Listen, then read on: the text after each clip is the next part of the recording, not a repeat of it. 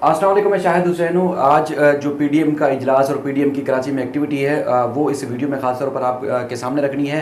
किस तरह कारकुनान ने हल्ला बोला, उसके बाद फिर मौलाना फजलुर रहमान की जमात की जानिब से सिंध हुकूमत के ख़िलाफ़ बैनर लगा दिए गए हैं, पोस्टर आवेज़न कर दिया गया है शहर में। वो क्या डिमांड कर रहे हैं और किस तरह की ज़बान इस्तेमाल की जा रही है सिंध हुकूमत के ख़िलाफ़, वफाकी हुकूमत के ख़िलाफ़ तो होती ही होती है। उसके बाद फिर जलसा गाह के जो पंडाल जो सजाया गया है बाग़ जिना में, जो कि कल जलसा होना है, लेकिन आज की क्या सूरत हाल रही, पूरा दिन सुबह भी मैं गया था, वीडियो बनाई थी। उसके बाद फिर अब क्या सूरत हाल है वो आपके सामने रखता हूँ। इसके बाद फिर मौलाना फजलुर रहमान ने दावत क्यों नहीं दी और उसके बाद उनके जो तासुरात थे वो इस वीडियो में हिस्सा होंगे।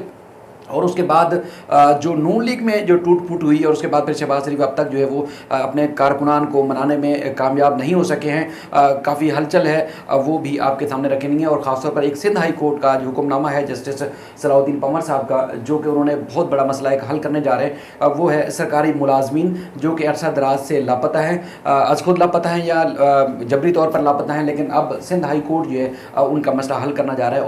उनके जो अहल खाना का, उनकी फैमिली का जो मसला है वो हल होगा। क्या मामला है वो पूरी तफसीलात आपके सामने रखेंगे। सबसे पहले तो आज बताएंगे कि आपको गुज़श्ता रोज़ जिस तरह पहुंचे थे शहबाज शरीफ साहब, उन्होंने कल भी एक्टिविटी की और यहाँ पे कराची में, उसके बाद फिर अपने कारकुनान को, अपने जो लीडरान और रहनुमा हैं उनको मनाने की कोशिश की। और उसके बाद फिर आज जिस तरह फजलुर रहमान साहब पहुँचे और ख़ासतौर पर रमादा होटल में इजलास हुआ है कराची में, जो जलसा हो रहा है पीडीएम का, या उसके बाद फिर ये सारा जो मामला हो रहा है उसमें जो मुंतज़मीन हैं, जो मेज़बान हैं, वो मौलाना फजलुर रहमान साहब की जमात है, जमीयत उलमा इस्लाम फ़े। और इसके अलावा जो बाकी रहनुमा और बाकी जो जमातें हैं वो मेहमान के तौर पर शिरकत करेंगी। और उसके बाद फिर जो लग रहा है वो नून लीग भी इसी तरह, क्योंकि नून लीग में यहाँ सिंध में कारकुनान की तादाद कम और लीडरान की तादाद जो है वो ज़्यादा है। और उसके बाद फिर इसी तनाजुर में देखा गया कि कुछ दिन पहले भी जिस तरह हल्ला बोला गया था नून लीग के कारसाज वाले ऑफिस में, पोस्टर बैनर्स और उसके बाद फिर तस्वीरें लीडरान की, रहनुमाओं की फाड़ दी गई थी। और उसके बाद फिर तशद्दुद और तोड़ फोड़ भी हुआ था और जिस पर मुफ्ती इस्माइल साहब ने इस्तीफ़ा दिया था।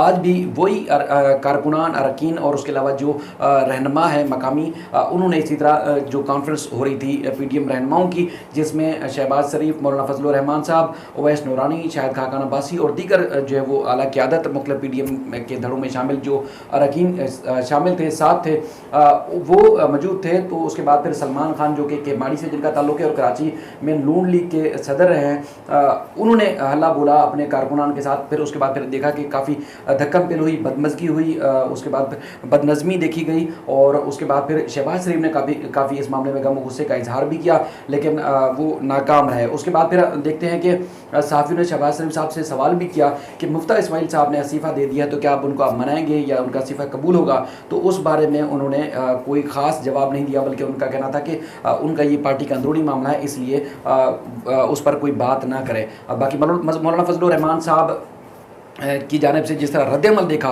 कि शदीद उनके चेहरे पे के तासुरात और गम गुस्सा जो था वो ये था पीपल्स पार्टी के हवाले से था, क्योंकि पीपल्स पार्टी से वो काफ़ी नाराज़ हैं। जिस तरह वो उनकी शक्ल से आपको नाराज़गी नज़र आ रही थी, वाज़ेह हो रही थी, इसी तरह वो उन्होंने कराची में भी शदीद गम गुस्से का इजहार किया है। और कराची में जलसे में कल तो उन्होंने जो कुछ कहेंगे जब जलसा होगा, लेकिन उसके बाद फिर जो बैनर्स और पोस्टर्स लगा दिए गए हैं ख़ासतौर पर जलसा गाह के अतराफ़ में, मज़ार कैद और जो ये पार्किंग प्लाजा वाला एरिया है सदर की तरफ जो जाने वाला रास्ता है, जो कि पीपल्स सेक्रेटेरिएट, जहाँ के पीपल्स पार्टी का कराची का जो मरकज़ी दफ्तर भी है, इस रोड के ऊपर आप फुटेज में भी देख रहे होंगे कि इस्लामिक जो इनका सेटअप है, इस्लामिक बिजनेस सेटअप या उनका एक विंग है मौलाना फजलुर रहमान साहब की जमात का, उनकी जानिब से बैनर्स लगा दिए गए हैं जिसमें अयाश परस्त जमात करार दिया गया है। वफाकी हुकूमत के बाद सूबाई हुकूमत को भी, यानी कि सिंध हुकूमत को आड़े हाथों लिया गया है और जगह जगह ये पोस्टर लगा दिए गए हैं कि सिंध हुकूमत को कड़ी तनकीद का निशाना बनाया गया है। ये पहली बार देखने में आ रहा है काफ़ी अरसे बाद।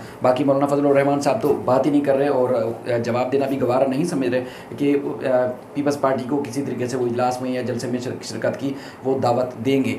बाकी जो सूरत हाल है जलसा गाह के अतराफ़ की, पहले सुबह के औकात में पुलिस और रेंजर्स की अतराफ़ में गाड़ियाँ मौजूद थी, लेकिन जो सिक्योरिटी संभालते हैं, जिस तरह आप अक्सर देखते हैं कि वो अक्सर मौलाना फजलुर रहमान साहब को गार्ड ऑफ ऑनर भी देते हैं। उनके जो उनकी एक तंजीम है या सालार नामी एक उनका एक विंग है जो सिक्योरिटी के मामला संभालता है मुख्तलिफ जगहों पर, येलो पीली वर्दी में शलवार कमीज़ में, जो कि मुख्तलिफ जो मसाजिद या मुख्तलिफ मदरसों के जो तालिब इल्म हैं ज़्यादातर, तो वो जो है उन्होंने उस सुबह तो नहीं थे, कुर्सियाँ लगाई गई थी। अब जिस तरह दावा कुछ भी करें कि 30,000 40,000 या 50,000 कुर्सियाँ लगाई गई हैं और उसके बाद फिर जो और लोग होंगे वो बहुत ज़्यादा होंगे। बहरहाल इसमें जो मैंने देखा ख़वातीन का कोई बंदोबस्त नहीं है इस जलसे में।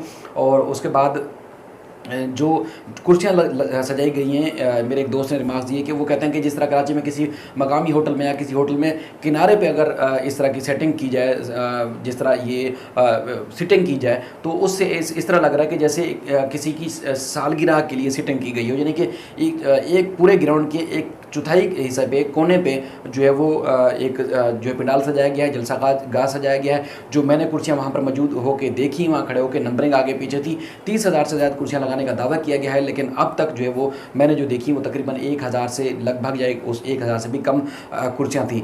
बाकी जो इंतज़ाम है वो दोपहर के बाद से जलसे तक जो है वो इंतज़ाम संभाल लिया है मौलाना फजलुर रहमान साहब की जमात के कारकुनों ने।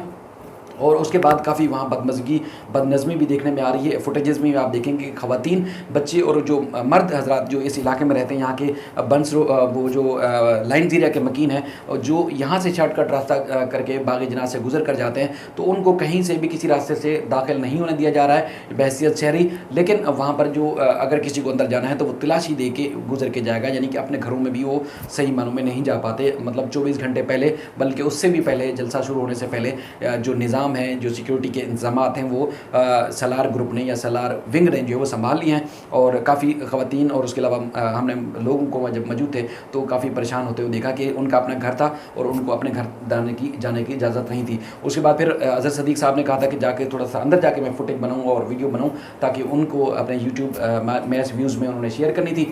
जब दोपहर में मैं गया तो उस वक्त वो मीडिया को भी कह रहे थे कि आप अंदर ज़रूर जाएँ, लेकिन आपको तलाशी के मराहल से गुजर के जाना पड़ेगा। तो मैंने उनसे सवाल किया, जिस तरह आप शहरी हैं, मैं भी इसी तरह शहरी हूँ, उसके बाद फिर क्या आप मुझे खड़े होकर यहाँ रोड पे तलाशी देंगे? तो उन्होंने कहा हरगिज़ नहीं। और वहाँ पर जो सिक्योरिटी पर मौजूद थे उनका कहना था कि अगर उनका बाप भी आ जाए तो वो भी तलाशी के बगैर जलसागाह के अंदर नहीं जाने देंगे, लिहाजा आपको अंदर जाना है तो तलाशी दे के जाएँ। मैंने उनसे कहा कि अगर यहाँ पर पुलिस या रेंजर्स के जवान होते तो ज़रूर मैं उनको तलाशी दे के जाता, बहैसियत सहाफ़ी ज़िम्मेदारी थी मेरी। लेकिन अगर आप एक आम बंदा आके खड़ा होकर कहे कि तलाशी दे के अंदर गुजर के जाना पड़ेगा, तो ऐसा हरगिज़ नहीं कर सकता। बहरहाल मैं अंदर नहीं गया और उसके बाद फिर बाहर खड़े होकर मैंने अज़हर सदीक़ साहब के लिए वीडियो ज़रूर बनाई। आप देख रहे होंगे सारे मंजर कि पोस्टर्स लगे हुए हैं, बैनर्स लगे हुए हैं, और ज़्यादा जो हल्ला गुल्ला एक्टिविटी थी वो नहीं है, ना झंडे लगे हुए हैं और ना ही किसी और ख़ासतौर पर नून लीग की एक्टिविटी यहाँ नज़र आ रही है। नून लीग में क्योंकि पहले भी हमने आपको बार बार बताया कि धड़ेबंदी जो है वो अरूज पर है, आपस में मार धाड़ तक के जो है वो सीन हो चुके हैं। और उसके बाद फिर अब तक जो है मुफ्ती इस्माइल साहब का भी फैसला नहीं हो सका है, और उसके अलावा 6-7 और लोगों ने भी जो है वो इस्तीफ़ा दिया था, तो उसके पे भी अब तक जो है वो कोई चीज़ वाज़ेह नहीं हो सकी है। लेकिन आप हैरानकुन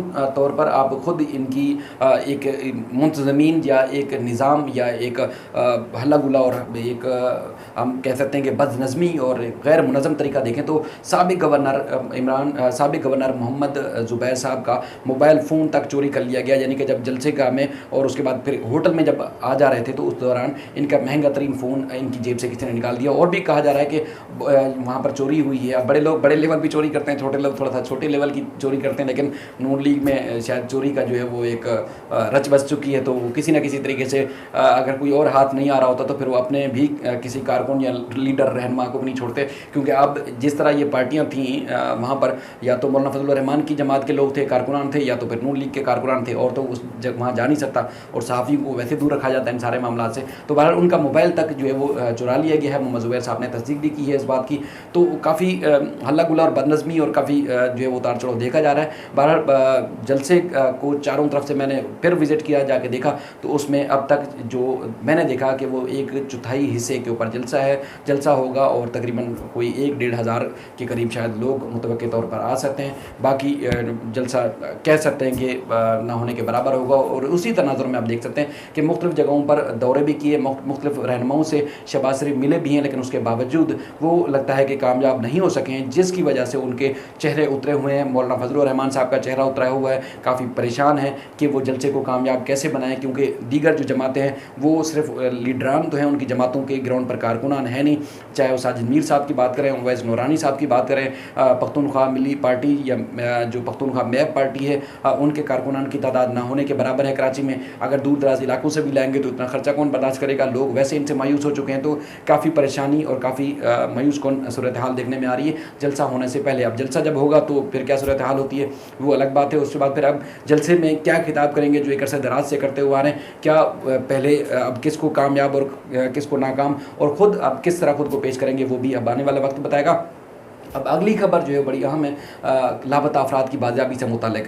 जस्टिस सलाउद्दीन पंवर साहब जो है वो इन केसेस की समाअत करें। अब उन्होंने एक जो है वो लापता अफराद के अहल खाना जो कि ख़ासतौर पर सरकारी मुलाजमीन हैं जो एक अरसा दराज से लापता हैं, उनकी कफ़ालत का बंदोबस्त करने के हवाले से उन्होंने कानूनी नुक्ते के ऊपर जो है वो दलाइल तलब किए हैं। उसमें सवालात उठाएँ कि एक तो ये है कि जो लापता शहरी हैं उनकी अहल खाना की कफ़ालत जो है रियासत पाकिस्तान की वो कहते हैं ज़िम्मेदारी है, उन्होंने ऑब्जर्वेशन दी है।